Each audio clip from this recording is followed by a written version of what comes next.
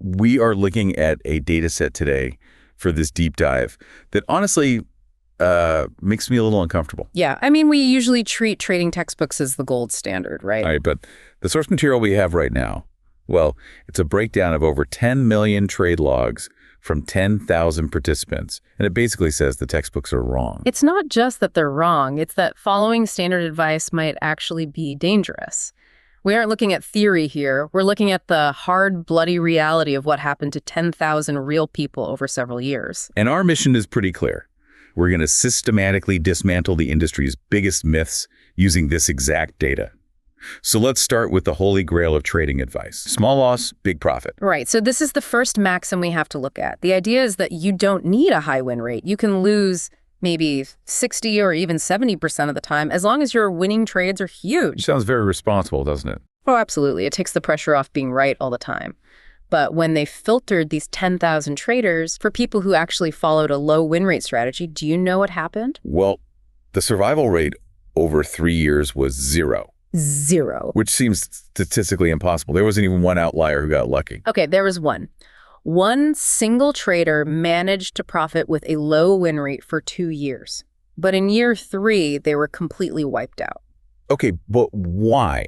If the math theoretically works, like if your winners are bigger than your losers, why does everyone blow up? It's because of the ruin factor. To make a low win rate strategy worth your time, you usually have to use leverage to make those rare wins meaningful. Right. You have to borrow to bet big. Exactly. And when you lose 70% of the time, you are guaranteed to hit long losing streaks. And if you're leveraged heavily. The losing streak eats into your capital so deeply that you just can't recover.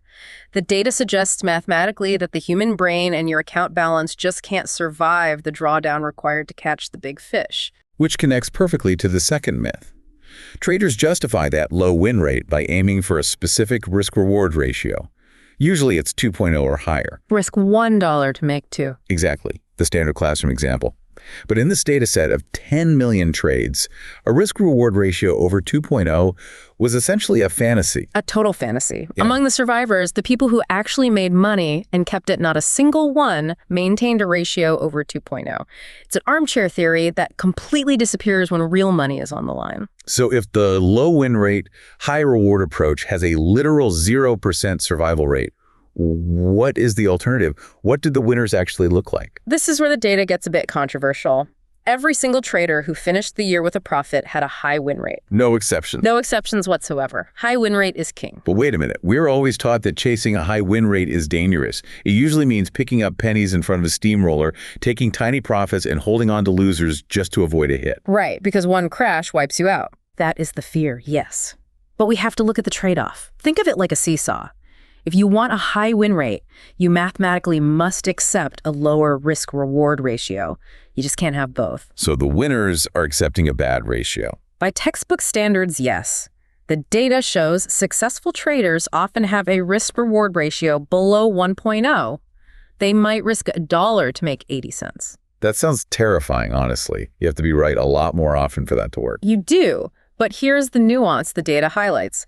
These survivors aren't just holding losing trades forever to keep their win rate up. That definitely leads to ruin. So they're actually disciplined. Highly disciplined. They take the small profit and they cut the loss. They just don't hold out for the home run that never comes. They're grinding out small wins frequently. Less about small loss, big profit, and more about small loss, frequent profit. That is a massive shift in mindset. It feels like we need to rewire how we think about good trading. We absolutely do.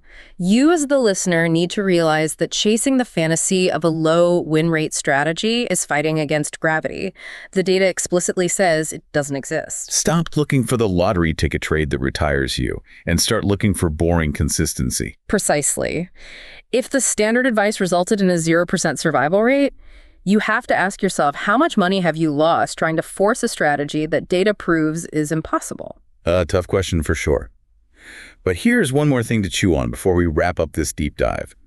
If these textbook strategies literally have a 0% long-term survival rate, why are they still the only thing being taught? Who exactly is profiting from selling you a rule book that guarantees you will lose? That is a very good question. Something to think about.